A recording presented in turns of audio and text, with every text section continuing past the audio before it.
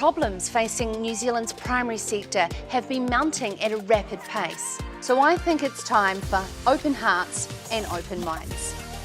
Kia ora and welcome to Sarah's Country, live on your Wednesday evening, wherever you are watching around this beautiful paradise, Aotearoa, New Zealand, or of course tuning in with us around the world. Sarah's Country certainly does attract our Northern Hemisphere's breakfast listeners and watchers, our UK farmers and growers, as well as the odd person who can't sleep in the States. I wouldn't be sleeping if I was in the States right now. I don't blame you. Of course, that pending election coming up next week. What do you think it will be? It's pretty close to the line, actually. It's, as I said to Phil Duncan yesterday, it's probably worse than trying to predict the weather. But of course, it has such fundamental flow-on effects, doesn't it, for every country around the world. Same if China sneezes, if the US sneezes, a lot of people do feel it. Now, this is a pre-recorded show in its entirety. I might look a little bit glammed up, a bit different than normal, and slightly in a different background as well. I'm shooting the gap to MC the Farmland Supplier Awards tonight in Christchurch.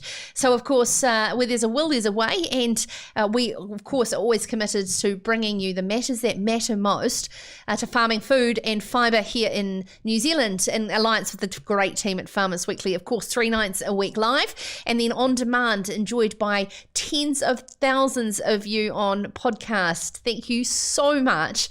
The growth of our audience since we started blows me away all the time, just the thought of it. And all the people that come up and tell me wherever I am traveling around the country that they are enjoying it. Each and every one of your comments and your emails are very much thanked. Very, very grateful. We have a fantastic sort of general theme happening tonight on the show. A lot of the times these things do happen by accident, but a couple of our guests really honing in on what's driving new consumer trends and how New Zealand can stay up with it, as well as, of course, how New Zealand is taking advantage of our sustainable production systems and how we go about things with kaitiakitanga, the ability to care and our guardianship over our people and our planet.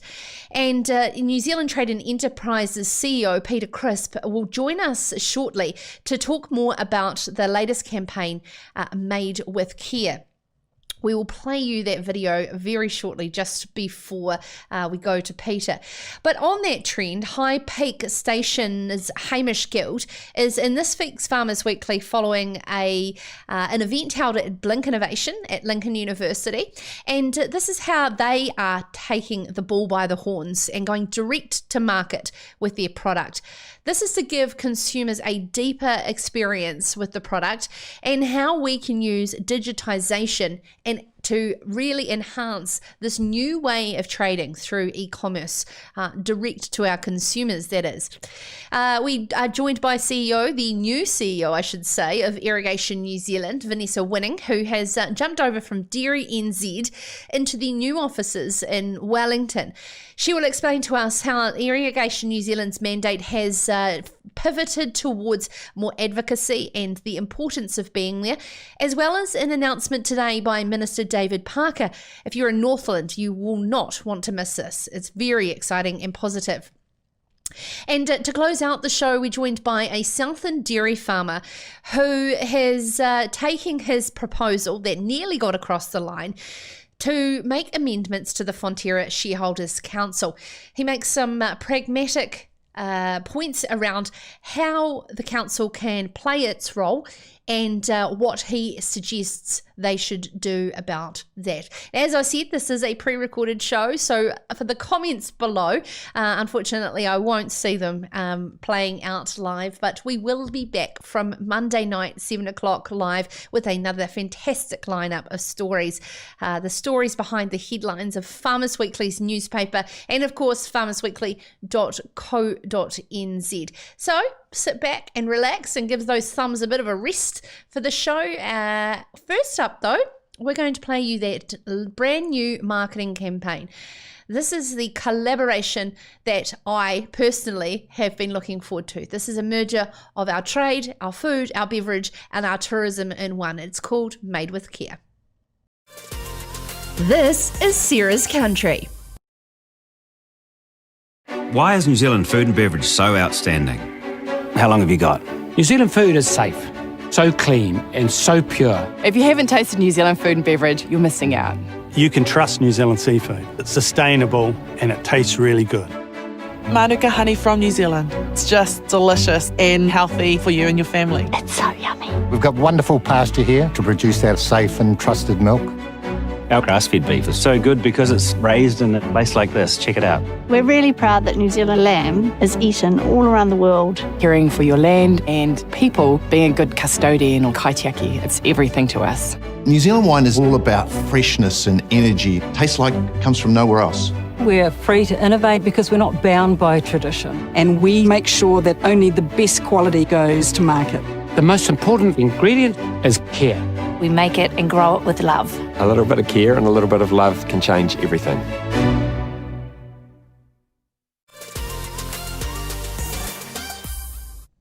Well, New Zealand's reputational trajectory as a safe haven offering sustainable quality food is being given an extra boost with New Zealand Trade and Enterprise's latest marketing initiative.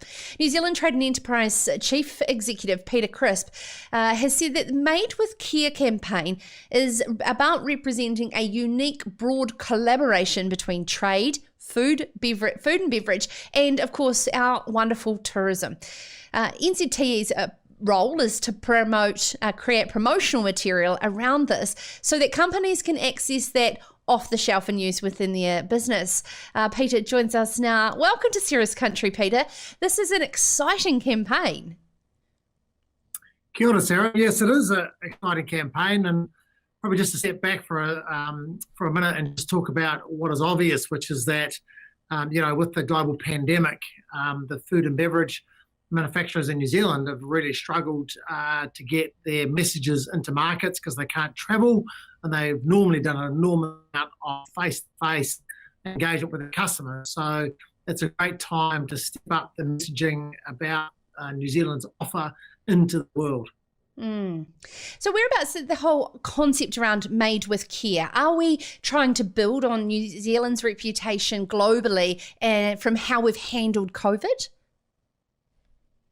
Well, not so much referring to COVID directly. In fact, we're being very careful not to talk about COVID because that's a very complex and emotional topic all around the world, actually. And so we're not going to go there and saying, hey, we're COVID free, look at us. Rather, we're just using the opportunity to underline some of the fundamental qualities about us as New Zealanders and about some of the products and services that come out of the country. So, and actually this story started with an initiative from the tourism sector, believe it or not, because the tourism sector were very concerned about going dark in international markets, meaning that they couldn't afford not to have a tourism message in international markets because it takes a tourist 2 years to make their mind up. And just because they can't get to New Zealand at the moment, we shouldn't not be talking about tourism in international markets, but they couldn't run a campaign saying, come to New Zealand. They just had to run a campaign about New Zealand to keep New Zealand in the mind of the international community. So they ran a campaign called Messages from New Zealand. It was very subtle, and they had 38 million hits on that campaign and about an 80% rating, positive sentiment rating for that campaign. And then we said, okay, well, that looks pretty good and strong. Let's then go out with specifically something around food and beverage. So then we designed a campaign that talked about the underlying qualities of our food and beverage: safe, ethical, premium, tasty, and sustainable, working across the sectors, across the companies, public and private. And then we went out with that campaign, and that's going out to the same target markets. And then the last campaign to follow up with will be a campaign that focuses on the underlying ingenuity and the tech sector in New Zealand, because that's also a very important sector. So you've got these three campaigns: a tourist campaign, a food and beverage Made with Care campaign, and an ingenuity and tech campaign, all running off the same song sheet. And that's the first time ever in the history of the country we've gone out that coherently into the world. But it has been a long time coming, though, hasn't it? This collaboration to put New Zealand on the world stage as a foodie destination. Yes, I think you're right, and I think what COVID has done so much spheres, so many spheres, is to accelerate some of the trends that were already there. And so, yes, we've put a lot of time in, as has the companies and the sectors, with talking about the food offering. And we think that New Zealand's got a very special food offering. We'd say it's not just good food, it's good for the world. The quality of this production system, and sure, we've got issues and we don't hide from the issues, but over time, I think the story of the country is that we face our issues and resolve our issues over time. That gives us a food production system that ultimately we think is not just good for the people, it's good for the world. And so that story has been out there for quite some time, but what COVID has done is given us the opportunity and the requirement to accelerate that story. How about making the messages different for our different markets, in particular our Asian markets, as opposed to our Northern Hemisphere, European and US markets? Yeah, well, you're right. Well, just to recap on the market. So I think one of the benefits of this approach is we're focused, and so because there's an inverse relationship between how much you focus and how much results you get. The more you focus, and the more strategy you have, the more success you get. And so we have really focused on Japan, China, UK, USA and Australia. Those are the target markets across all of the campaigns. And then, of course, in the different markets, we dial up different aspects of that campaign. So we know, for example, without exaggerating it too much, we know that in China, they are deeply, deeply and primarily concerned with what they ingest and the human consumption. The health of their human consumption is a big driver.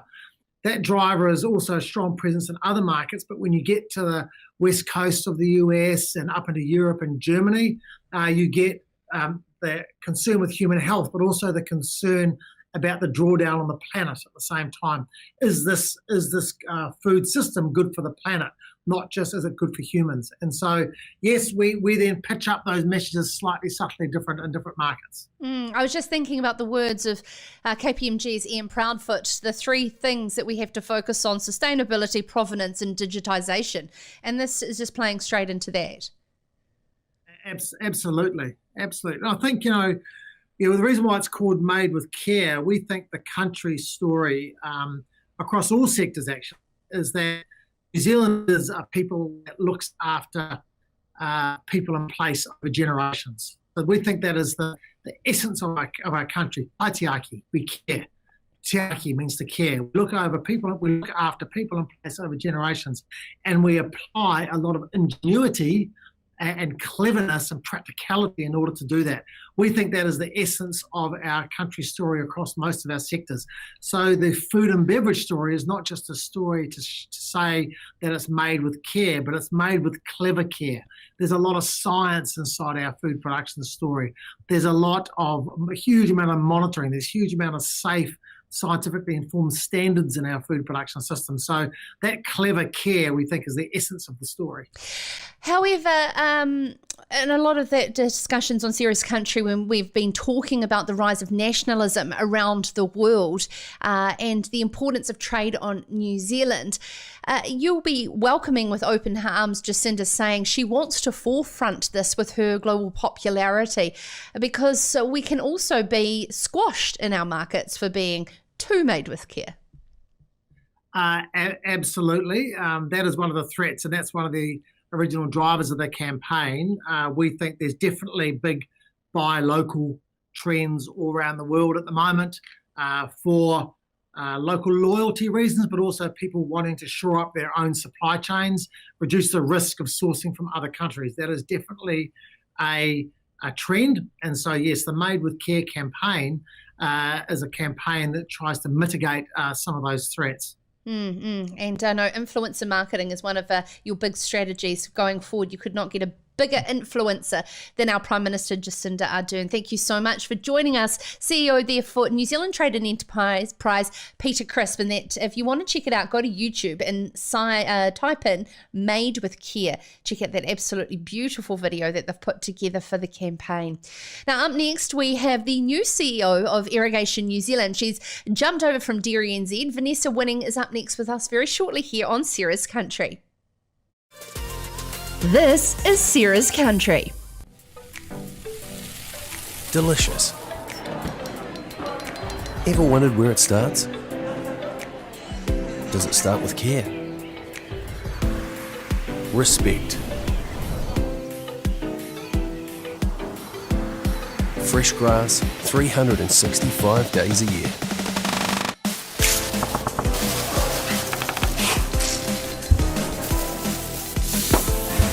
The truth is, delicious doesn't start in a single moment or with a single ingredient.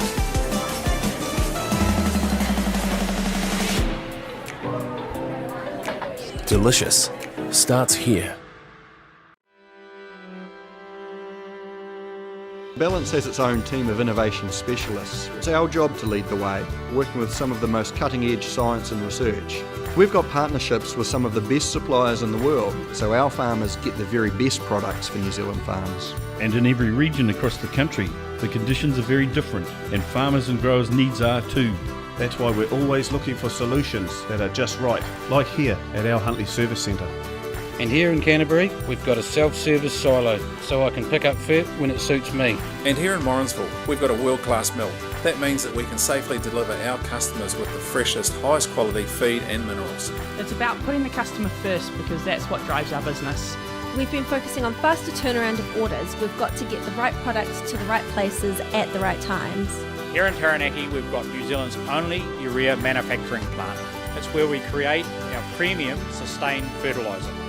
We're supplying nationwide and working locally. By getting to know you and what you want to achieve, we can help you get there.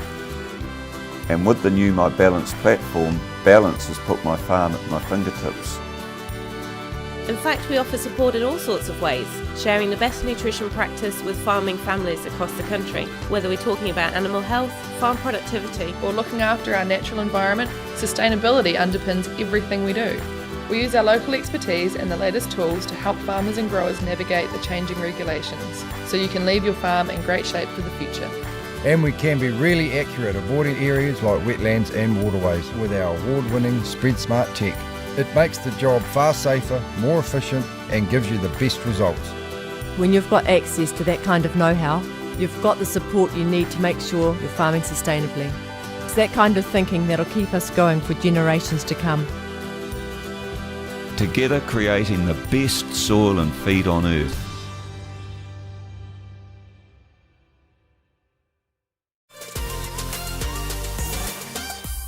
Irrigation New Zealand is to be guided by a new chief executive in a new location and with a refreshed strategy. As reported in this week's Farmers Weekly by Annette Scott, we are talking to Vanessa Winning very shortly, who has taken up this new role. Former DairyNZ Farm Performance Manager Vanessa Winning is looking forward to leading New Zealand's irrigation sector as it heads into a new era of management and renewed focus. Winning has been appointed as the Chief Executive and will take up the role in the new Wellington base. Vanessa joins us now. Thank you so much for joining Sarah's Country with your new hat on, Vanessa. Very exciting times ahead. It is, thank you, and thanks for having me on the show. Enjoyed catching up with Annette last week. It was good. And of course, for those who are not familiar with your DairyNZ background and your day-to-day role, what will be some of those similarities from that role that you'll bring over into the position of CEO for Irrigation New Zealand? Probably the main thing is the engagement with farmers directly on the ground, stakeholder management activity, lots of communication, building trust with the public. So kind of quite a good role in terms of activity that we've been doing will actually play a lot in what I'm going to be doing in the future as well. So yeah, really excited actually. What about your connection and background, if any, to irrigation as such? Not directly, but indirectly. Quite a large proportion of the irrigation farmers that we've got in the schemes provide for dairy, so I have had a lot to do with the various organisations that are involved in it in the past. And for those who aren't familiar with the news of the move to Wellington and the recent restructure of Irrigation New Zealand, being disconnected from physically being within a rural service town and being in the beehive may have its challenges, but at the same time there is opportunity by being based in Wellington, isn't there? Absolutely. Like just first week last week, had 3 meetings with various organisations involved in government, MFE, MPI, and the various group that works on freshwater activity. So first week, basically hit the ground running, really good involvement there. And I think that's the thing that we've been missing in the past. Being based in Canterbury has had a really good opportunity for us in terms of dealing with membership and working with the schemes directly. But having not been in Wellington when we've been invited, it's been difficult to get there, or you know what it's like.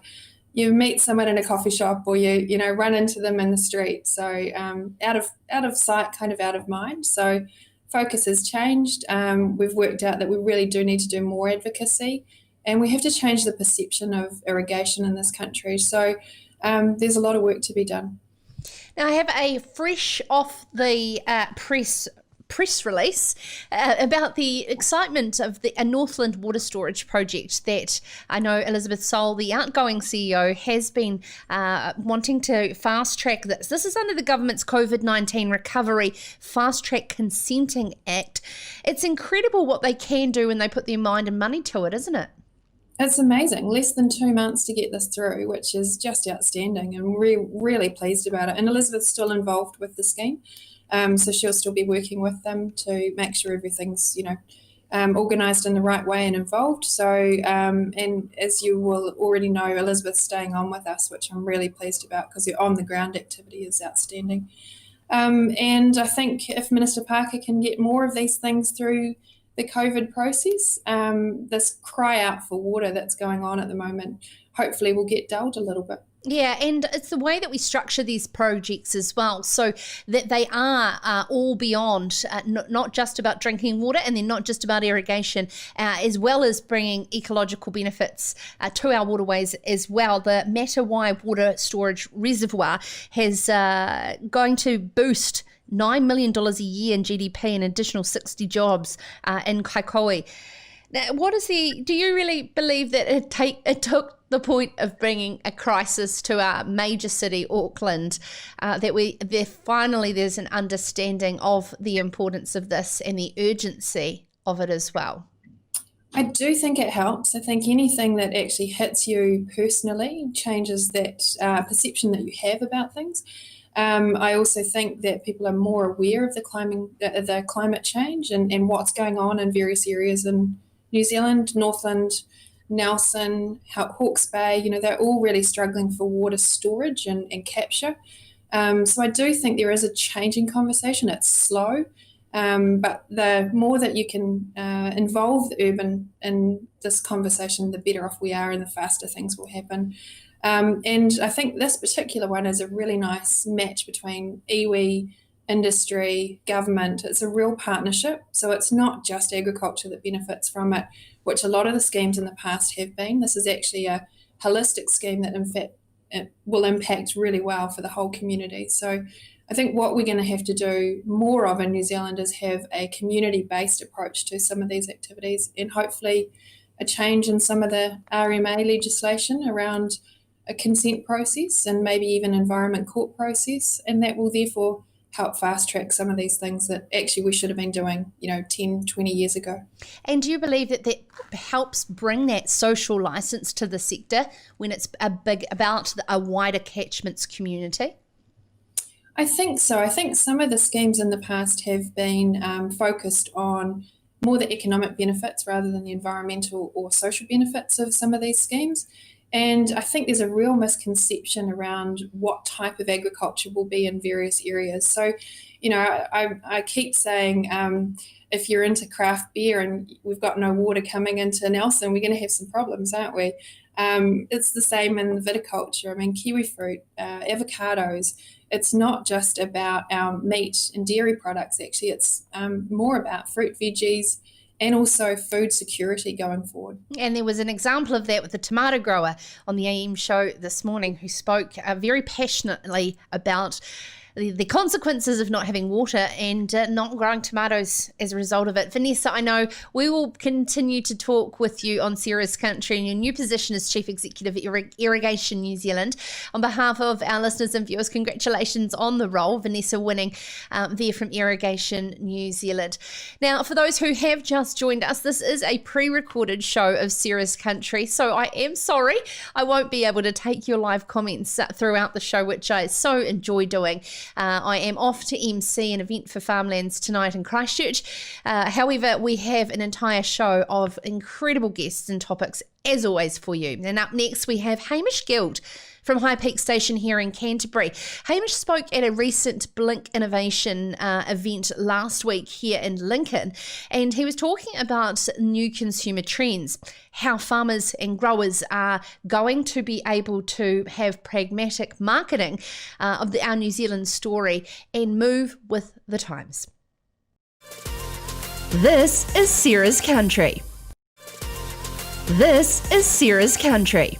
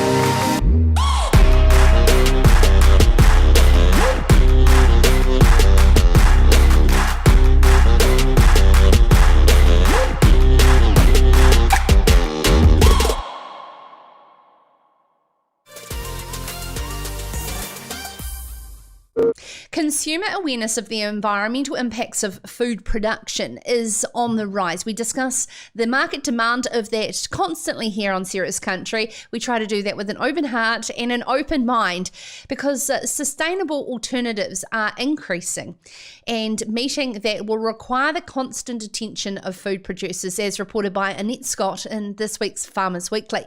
And this is following a Blink Innovation event held last week at Lincoln, where High Peak Station's Hamish Guild told the seminar that new customer trends and demands are about innovation and pragmatic marketing, whilst controlling the value chain for your own branded products. And Hamish joins us now. Thank you so much for coming on Ceres Country. Hamish, I understand that your talk was very well received, and I know the word pragmatic is probably the right one there. But from a farmer's perspective, how do you think that it's possible to make the most of these consumer changing trends?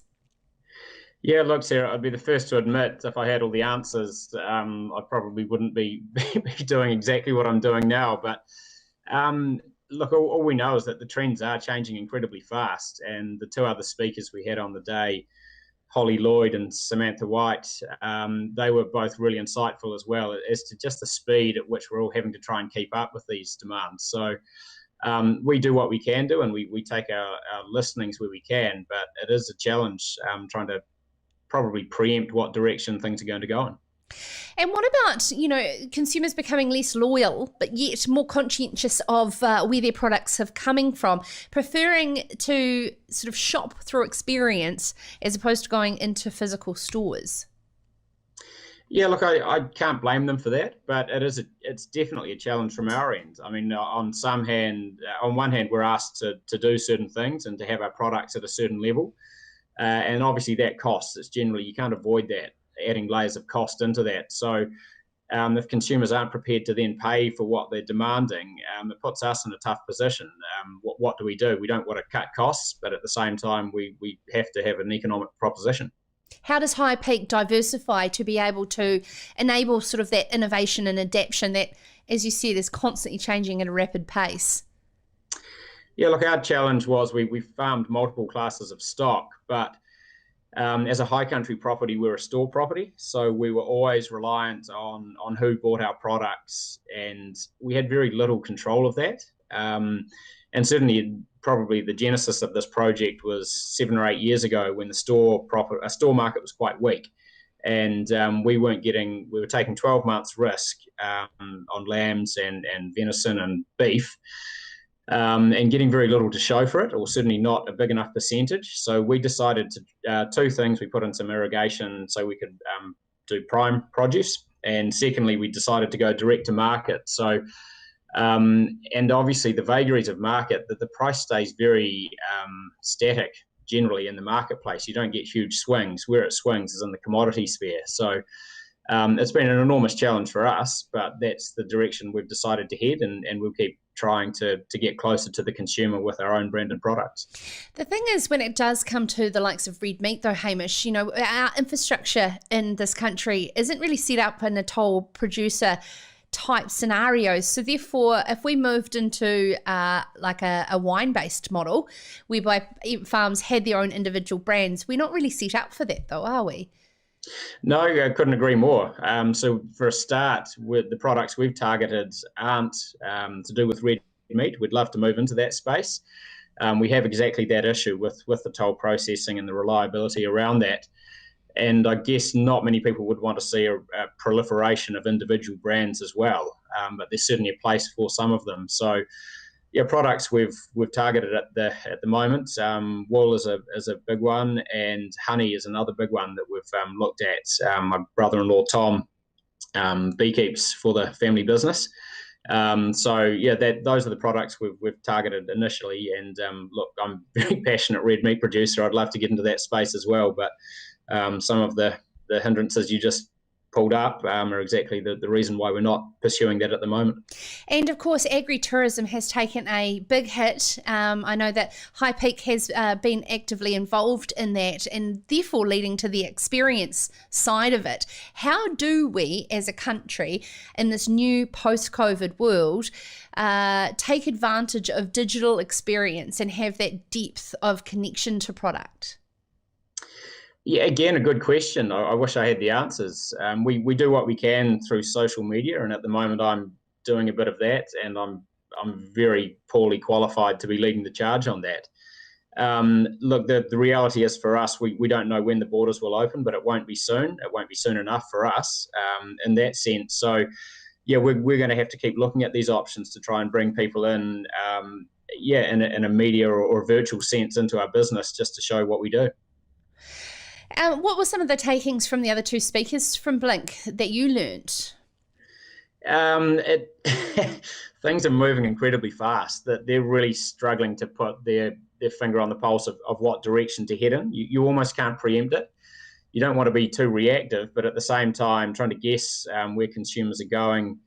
We're obviously seeing a reduction in meat, whether that's people changing their diet away from meat or just a simple reduction, a meat-free night.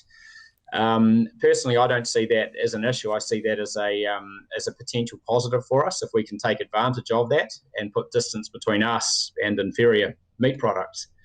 So yeah, both the other speakers were very big on that, but certainly said the change as far as red meat goes is there is less consumption. Equally, some of the alternatives probably have to start justifying themselves as well. I think we're starting to look a little bit closer into some of the alternatives to red meat and just seeing exactly what their environmental or nutritional footprint is as well. Yeah, absolutely. And of course, farmers have options, and farmers and growers go in to produce what the market effectively wants. And so hedging our bets across alternative protein as well as red meat protein makes sense, right? Absolutely. I guess the challenge for a property like ours is we would struggle to do many other proteins. Just our climatic restrictions, climate and soil limit us to what we can do. We know we're good at producing red meat and fibre, wool. So yeah, I guess I'd prefer to stick to our knitting. I'd hate to be forced into something square peg into a round hole, trying to beat early or late frosts and northwest winds and cultivation, things like that. The risk of the place losing topsoil, in order to just chase a trend. I think that's a real risk. So there's a certain niche that can certainly chase that, and then there's other classes of country which probably have to do what they're doing currently, but do it better and hopefully get closer to the consumer. Okay, so what is your advice to farmers that are being defensive of a barrage of regulation coming down the barrel at them, whether they like it or not? How do we find opportunity through this? Yeah, look, our opportunity was to try and go direct, and that's because of probably our business structure. I'd be the first to admit most farmers simply don't have the time, and the more that regulation's thrown at them, the less time they have. So I guess it's getting alongside the people that sell your products and trying to learn as much as you can about the people that ultimately buy them. And often that we can be quite distant from the actual consumer, probably deliberately so, from some of the people that buy from us at the farm gate. So yeah, look, that's quite a hard question to answer, that one, because I certainly know from myself that the regulation coming our way, we just seem to be busier and busier with that. It gives you limited opportunities to actually get above some of the business decisions and take that macro look. And I think that people also forget that they have choice on who they supply, just like consumers have a choice on who they buy from just as much. Yeah, absolutely. I think you align your value set to someone with a similar culture as your own business, and probably loyalty goes a long way both ways. And if you can build that over time, then it should be hopefully a strong model. That's music to meat processors' ears, that one word. Hey, thank you so much, Hamish Guild there from High Peak Station, following a story by Ned Scott in this week's Farmers Weekly about changing consumer trends and what High Peak Station have done to grab the bull by the horns, or the reins, so to speak. This is a pre-recorded show of Sarah's Country. If you've just joined us, I'm off gallivanting in Christchurch. No, I'm emceeing an event for Fonterra. My apologies, for Farmlands. We're talking about Fonterra up next. Up next, Tony Paterson, a dairy farmer from Southland, is joining us to talk in more depth about why his recent proposal to the Fonterra Shareholders Council is important. It nearly got across the line, and why the council needs to be structured to play its role. Tony will be up very shortly on Sarah's Country. This is Sarah's Country.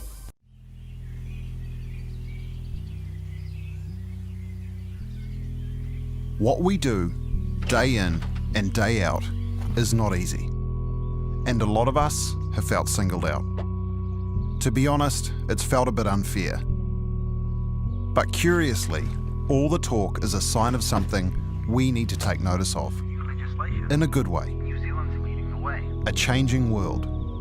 A world that we, the farmers, growers, fishers, makers and crafters of Aotearoa New Zealand can prosper in together, instead of each of us trying to go it alone.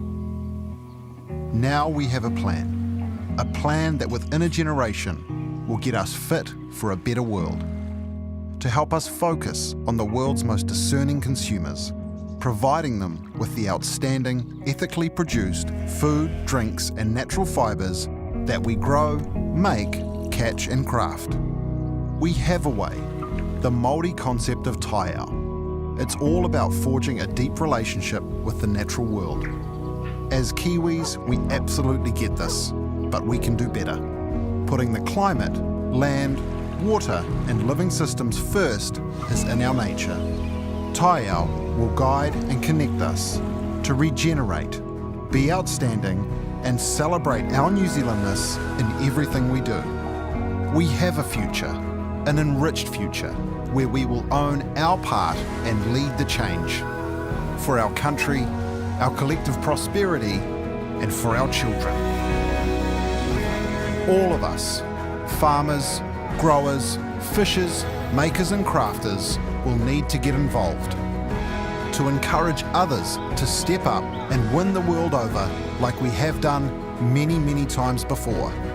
Making this happen starts with a commitment that you and the person beside you and the person beside them can own this together. You can shape this. We can shape this by thinking about how you can apply tie out to what you do. It's time to work together and change your world. Our world. Let's make it our business to shape our future. Fit for a better world. It starts now.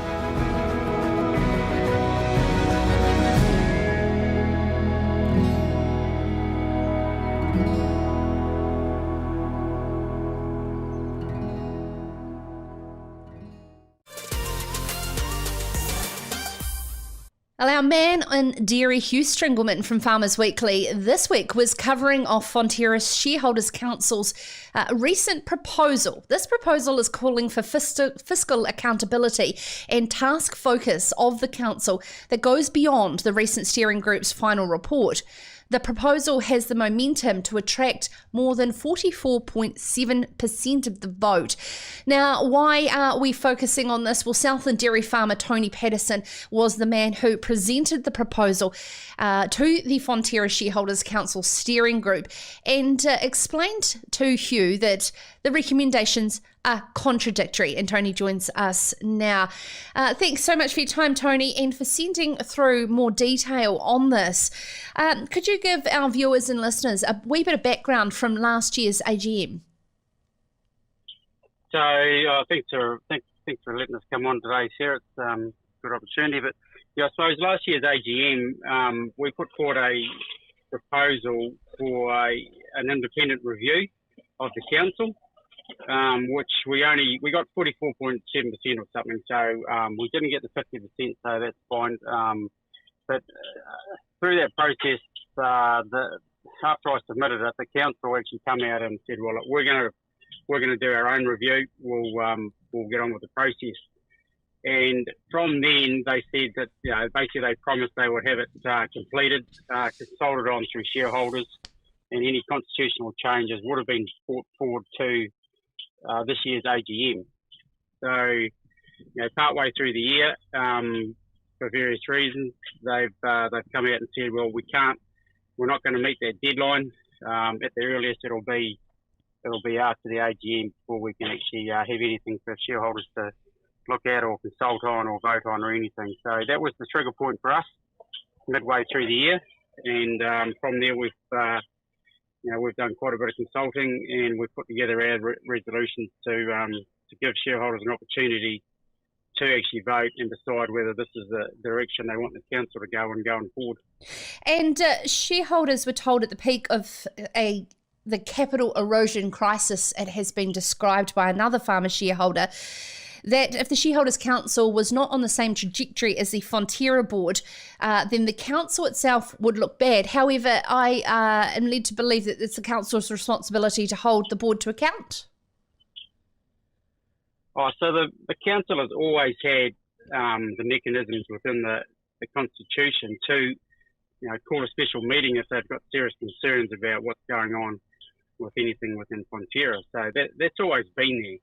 The holding the board to account seems to be anointed somehow over the years that that's what they should be doing. But it's just they've always been able to. They never have when they should have. Tony, I understand that there is a proposed increase of the Shareholder Council chair.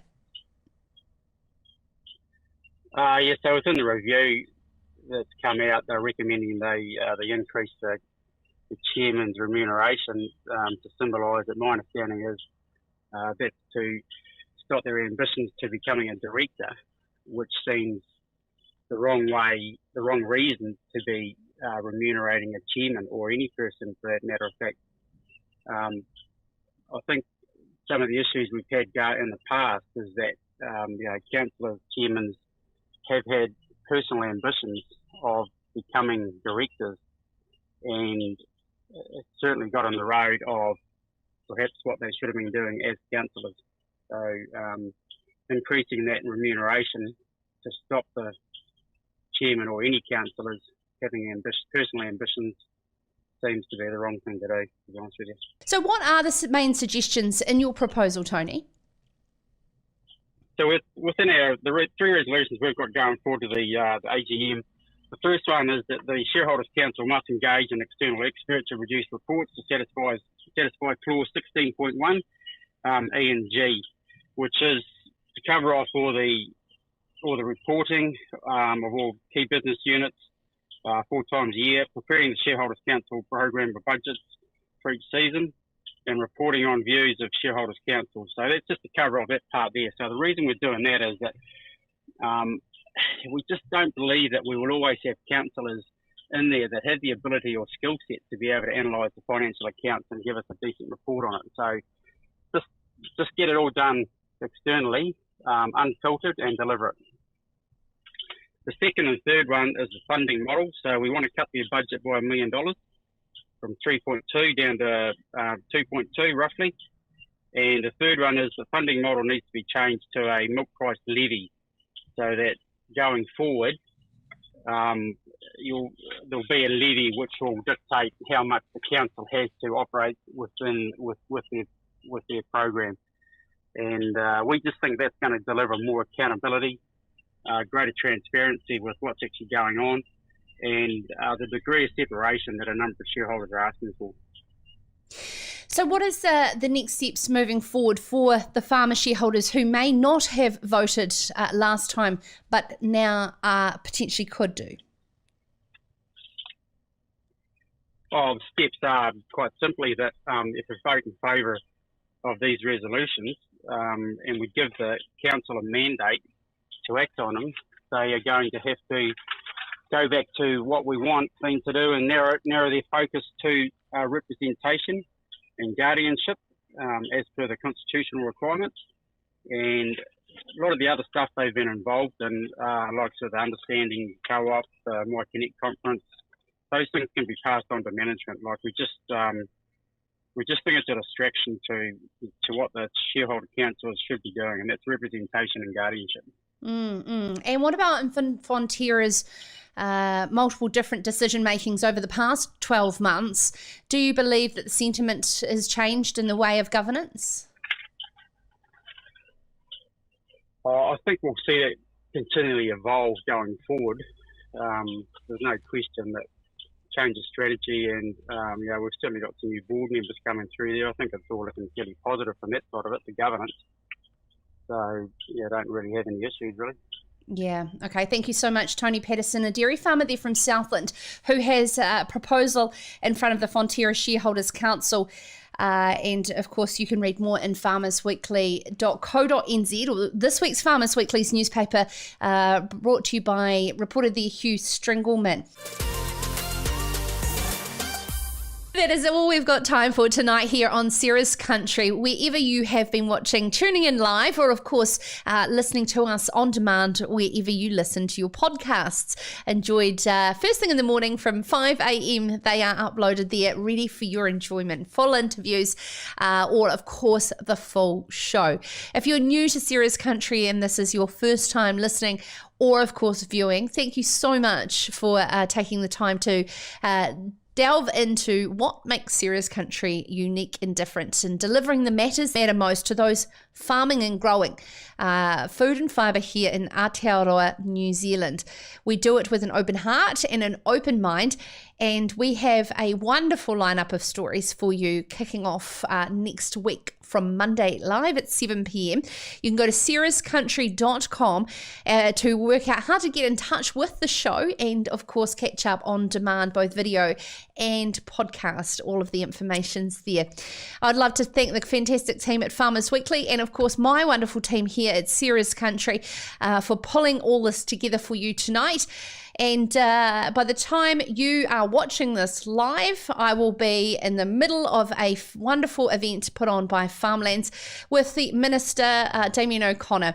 So I'll have a lot to report back, I'm sure, on Monday, and I hope that you do have a wonderful rest of your week and a wonderful weekend ahead. In the meantime, good night and go well. This is Sarah's Country.